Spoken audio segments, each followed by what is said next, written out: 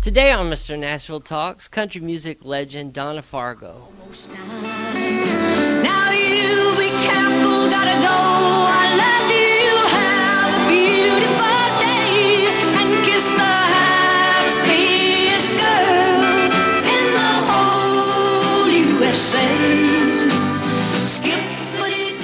With the help of Donna's country pop crossover career, she paved the way for today's female artists like Carrie Underwood and Taylor Swift.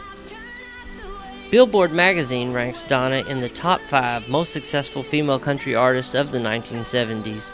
She's in good company with Loretta Lynn, Dolly Parton, Tammy Wynette, and Lynn Anderson. No wonder she's the happiest girl in the whole USA.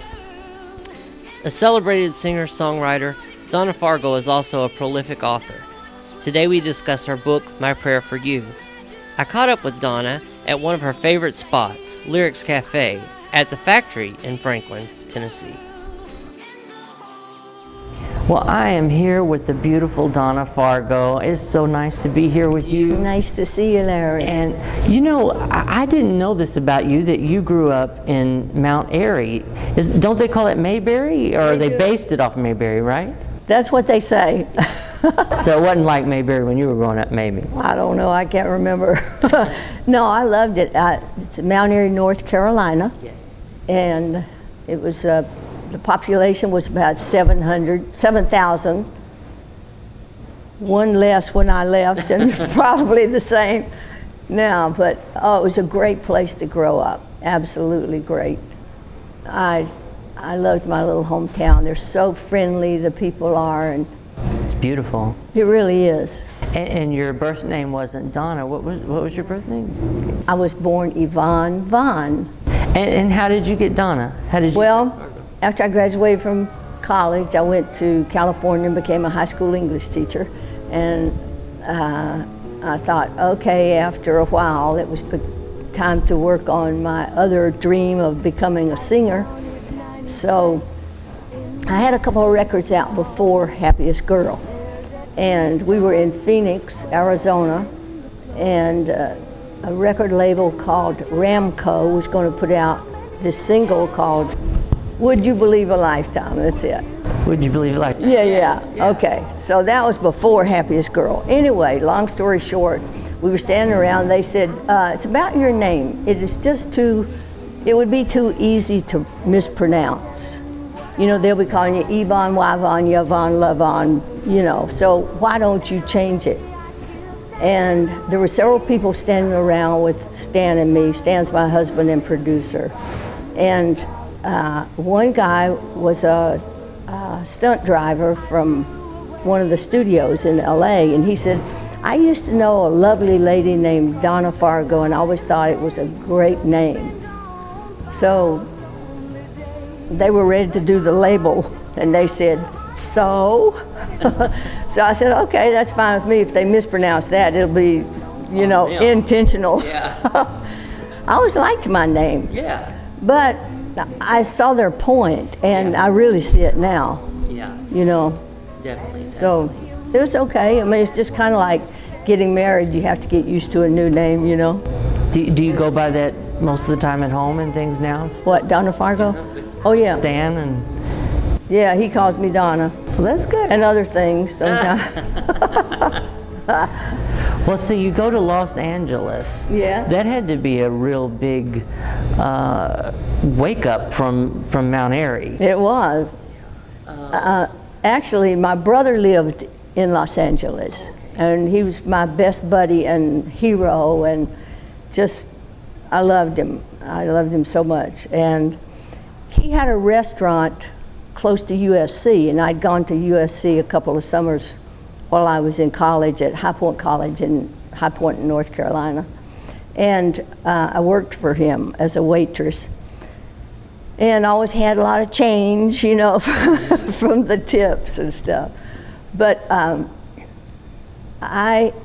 when I graduated, he came to my graduation. He was living in LA, and we just packed the car and headed west. And that's great. Yeah.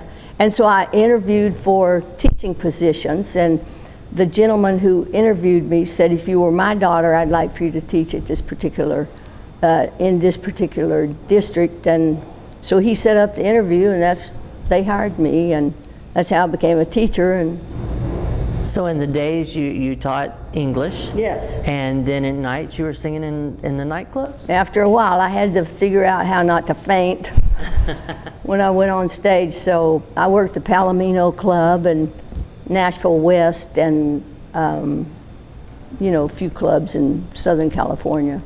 Did the celebrities come in and out of the clubs then? Yeah, but not that many. I was so in a learning phase. I mean, I didn't know what I was doing, literally. I would take 27 outfits for one night, because I'm wishy-washy. But it was fun, and, I just learned my own lessons by doing it. Your songwriting is one thing that really is special and impresses me about you. I love songwriters. Thank you. And I think that a lot of times, especially in all music, but especially in country music, the female songwriter has never got as great a due as she's deserved. Well, even the entertainers, How did you come to the songwriting? Was it before you moved to Los Angeles or after you got in the business?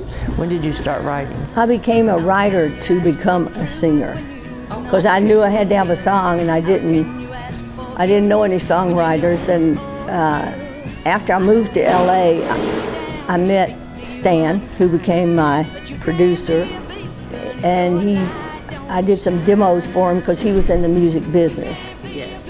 He was a producer and publisher, and I said, if I learn really fast and am not a pain in the neck, would you teach me to play the guitar so that I can write my own songs? And he said, yeah. So he gave me a guitar and taught me the chords, and I'm not a great musician. I just play well enough to find the melodies I'm hearing in my head. But I just started writing really after I got to LA and was teaching school while I was teaching school. So, I wrote 14 verses to Funny Face, if that tells you anything. I hear that a lot from a lot of writers. Yeah. They'll write these. Loretta Lynn says she wrote like 20-something verses to Yeah. Coal Miner's Daughter. Yeah. Well, you keep thinking, well, it's too simple, or it's not clear, or you'll come up with other ideas, and you just have to play around till you figure it out. One of the things about you that's so special too is your music is so positive, very inspirational, very clean, very positive. And that is kind of the opposite of, especially in the 70s, the heartbreak songs, the cheating songs, this man left me, you're gonna leave me. And did anyone try to change, did you do that intentionally? Did anybody try to change you? I just went with my heart, I didn't. After Happiest Girl, I think I then felt like I had kind of a responsibility to be positive. Yes. But I majored in psychology too, just to figure out my own dysfunctions. So, but no, it wasn't. You're really just trying to teach yourself and figure out what you want to say, and if you like it, and if you think somebody else will like it, and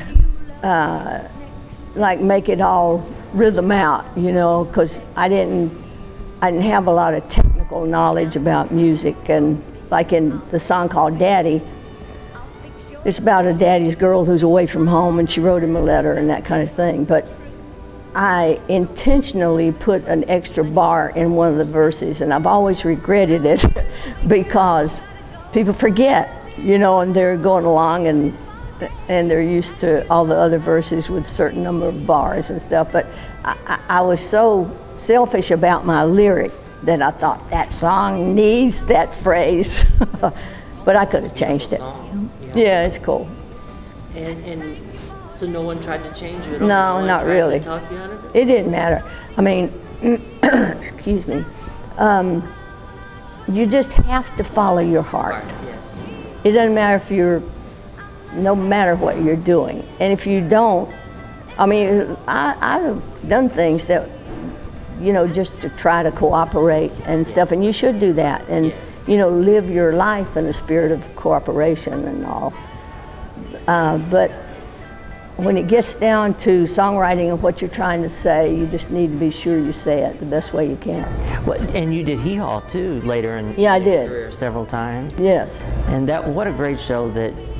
Yeah. I miss those country music shows. I know. We don't have the outlet that we used to have. No. There's some great stations, but I do miss like TNN. And Pop Goes the Country. Yeah. Oh yeah. And now they rerun Pop Goes the Country and Hee Haw now on RFD Yeah. TV. Yeah. So that's a good thing. But I feel kind of sad for all these people coming up that don't have those Yeah. great variety shows we used to have. Well, I'm really excited about your new book, and she has been so gracious to give me a book and a accompaniment calendar, and they're beautiful. And my prayers for you, heartfelt wishes of hope, love, and encouragement to show someone you care. Yeah. And can you tell me a little bit about the book and Yeah. the calendar? This is the first of a series. It's out now, and the second one will be out in November. I still have to finish it, but I'm almost finished, and it will be called My Prayer for You, My Friend. You know those chicken soup for the souls, Yes, and yeah. chicken soup for teenagers and dogs and cats and whatever. Well, this is going to be a little series, and I'm excited about that. So what should be my third one? Well, So, because My Prayer for You is just general. Yes. It's everybody. Then My Prayer for You, My Friend is the one that'll be out in November. what would be a good one for the third one? It'll be mother, love, sister, anybody going through a trial. I think that's it right there. I've been thinking about that. So many people are hurting out there. Yeah. And that's one thing I do love about your inspirational books, because I have some other books that I've gotten and little things that you've put out over the years, and they're always so inspiring. You're always so positive, like your songs, very positive. So I know that comes from deep in your heart. Yeah. And they can get these at Barnes & Noble, your website, Amazon, Can they get them at Cracker Barrel? maybe. I mean, it depends, I know they sell a lot of your. They have the greeting cards. That's it. So get her greeting cards too at Cracker Yeah. Barrel. I've learned a lot, and it's very therapeutic to write. I love to write. I just, How did you get into writing? it was such a natural evolution because I was an English teacher, and I loved words and songwriter, and it just seemed like a normal thing to do, And also it just helped you find out what you really believe, or something you just think you believe, If you really have to go through it on paper, you just become more responsible to find out if you really believe what you're saying, It becomes truth. Yeah. Yeah. Yeah. That's one thing I was wanting to go into also is your faith, because you have a strong faith. Can you tell me a little bit about how you came to faith, and what you're comfortable talking about, Sure. about your... Well, I was baptized as a teenager in the Baptist church, and there was a lot of fear, and it was mostly, I won't say mostly, that's not fair, because you go to different churches and they teach different lessons and all. But I remember I had to kind of unlearn so much of the fear aspect, because you felt like when you're a little kid and you're growing up, if the devil doesn't get you, God will, kind of thing. So I had to unlearn that, and that's hard to do, as an adult and all, because it just, that background just sticks with you for some reason. Yes. And so through the years, I just started studying. Well, after I was diagnosed with MS in 1978, I started studying the spirit, mind, and body. And really, Larry, if you only work with your mind and body, you're only working with 2/3 of your battery. Yes. So I had not really educated myself spiritually, like a lot of people, Right. you know, because we kind of take God for granted. And, you know, we pray, but we pray kind of loosely and whatever, and we don't really study the New Testament enough to know that there are really spiritual laws and legal, you know, things to do. So my book's on prayer. I've studied a lot about prayer, and you know, the Bible is the last will and testament. We're in His will. Yes, I love that. You know, Yes. so we need to find out what He left us. Yes. So I've just been studying, like I study about diet, and I always had positive thoughts, and you know, just instinctively led. And really, when I wrote Happiest Girl and songs like Funny Face, and You Were Always There, and some of the other things, they always leaned toward positive anyway, so that was the mind aspect. But I started trying to develop myself spiritually and learn things that I didn't know yet, you know, about God, and try to believe and develop my faith, because it's easy to talk about faith. Hope is close to faith, but it's the step before it. Yes. You know, you probably can't have faith without hope. And I can see how people who are diagnosed with diseases and are miserable in their body, they really need to develop their spirituality, because you just are more empowered. Yes. And doesn't mean that you can get all your prayers answered just because you educate yourself, because it's sometimes a very slow process, and maybe we're all led, you know, at our own kind of rate of speed or something. Yes. But you can't, you know, you can't help it sometimes. You just have to kind of do it at your own rate of speed and do the best you can, and study and commit things to memory, and really believe that your prayers are going to be answered, because the Bible says, ask and you shall receive. That's right. Well, we need to believe that Yes. and trust that that's going to happen. You know, or the prayer of agreement, Matthew 18:19. If two of you agree on earth as touching anything, it shall be done. So, but we have to really agree and really believe that. And that's putting your faith in action. What about some of the people, because at your time that you had your, I guess your, what they would call the peak, I still think you're on your peak, but it was you, Dolly, Tammy, Loretta, and Lynn Anderson, yes. Did you ladies get to work together much, or? Yeah, we did some TV shows and stuff together. Lynn got her CMA award in '71. I got mine in '72. So I did a show in Las Vegas, I remember, with Lynn and Lacey J. Dalton. Oh yeah. And 16th Avenue. yeah, it's but you know, on the road, while you're on stage, they're getting dressed, and vice versa. So It's hard to get to know people that way, yeah. I remember a show in Wheeling, West Virginia, and they said I was going to close it, and I said, I don't think so. There was Merle Haggard and Jerry Lee Lewis. I said, no way Donna Fargo is going to close after those two guys. Oh my God. Jerry. So none of them wanted to close either. But I won. I said, let me go out first and then have Haggard and Jerry Lee let him. So they did. What a great writer Merle was, you know, Oh, great. God, yeah. We just lost him, and Yeah. so sad to see so many. Yeah, and Lynn Anderson. Oh, yeah, and so young. What a loss for country music. And Yeah, and that brings me to a point too. Earlier we were talking, I mentioned about how female songwriters and even female entertainers, artists, I don't feel have truly gotten their due. And I think with the Country Music Hall of Fame, why isn't Donna Fargo, why isn't Lynn Anderson in the Hall of Fame? You definitely deserve it, and you've been doing it much longer than a lot of people that were mentored by you. You know, they're putting a lot of those people in. Why do you think that they ignore the women so much?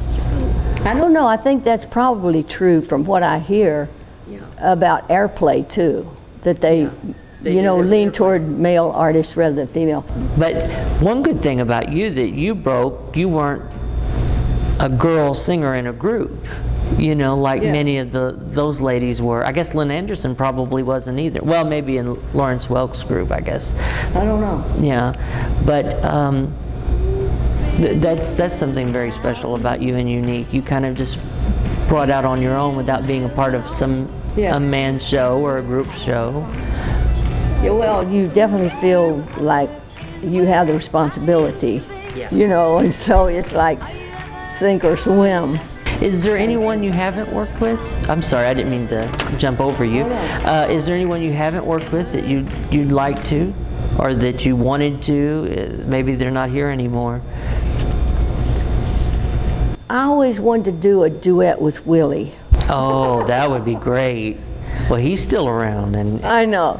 I love Willie. yeah, he's great. An incredible songwriter. Yeah. Oh, he is. I recorded one of his songs. Remember Little Things? Oh yeah. But it's in the archives of some record label I was with. I can't remember who I recorded that for. I guess MCA. We did an album of covers type things, and I think that's the label. And that was one of my favorite vocals, actually, that I ever did. I always wanted Willie to hear it because it's such a beautiful song, Little Things. Yeah. It's really beautiful. Well, maybe we should But try to somebody should dig that out. get it to him. Yeah. But we need to let him know that you want to be one of the girls he's loved before, you know? Well, maybe sang with before. That might come out the wrong way. He does just fine by himself. I just love Willie. He's such a great spirit. Yeah. He's really one of the nicest people in the business. Yeah, he really is. Now, what would you say was your greatest moment of your career? Oh, gosh. You know, every moment that somebody comes up and tells you what a song you wrote and recorded meant to them. Things like that, those sweet stories. You know, they play Happiest Girl at a funeral, or just stories that they share with you, you know, like a lot of people relate to my daddy songs, like Daddy Dumpling and Daddy. And just those kinds of things. I mean, I love the Grammys, and I love my ACMs and CMAs, and Robert J. Burton Award is such an honor, you know, for a writer. Exactly, yeah. And for Happiest Girl to have been played, you know, get the most airplay in 1 year of any song, it was really special. I didn't realize how special it was till Every time we go to Dollywood, they're playing that. Yeah. And my son, he says, they're playing Donna Fargo again. They're playing Happiest Girl in the USA. It's like on a loop. Yeah. And what a song for a day when you're with your family at a park like that. Well, so you're touching a lot of lives. You know, little kids skipping along and singing along with that. It's a great song for a theme park, I think. Yeah, thanks. Well, I appreciate you being here today. And Well, I appreciate you, Larry Ferguson. You've been a light to me. You really have for many years, and your music has blessed me. Your words of inspiration have blessed me, and we've talked on the phone a couple times, and I remember one night we talked for 2 hours, and you were telling me about things, and it really ministered to me. So I want to thank you for that, and I hope with the show that it will do the same for I people. wish you... Like that they, like you did for me that night, I hope they're getting that from this show today. I wish you well with your show. I just hope it's a smashing success. Well, I appreciate it. You're a beautiful lady, inside and out. Thank you. You made me the happiest boy in the whole USA today. Thank you. I love you, Larry. Love you too. Hey guys, I hope you caught my episodes of Mr. Nashville Talks with Donna Fargo. If you love her like I do, I know you're going to want a CD by Donna, and you can win one at www.mrnashvilletalks.com.